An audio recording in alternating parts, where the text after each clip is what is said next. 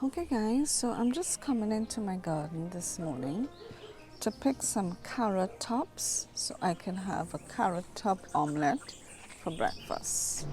So in case you didn't know, the tops of the carrots, they are actually edible.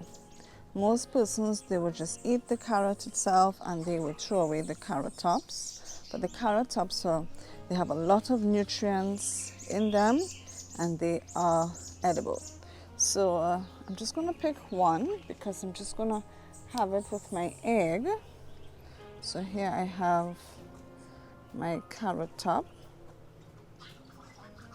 And along with this, the birds are having a fight across there.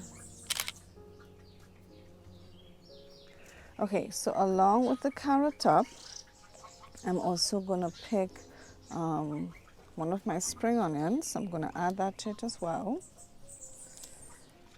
So I have my carrot top, I have my spring onion, and maybe I can pick a piece of parsley as well. So let's have a piece of parsley. Okay. All right. So this is what I'm going to use in order to make my carrot top omelette.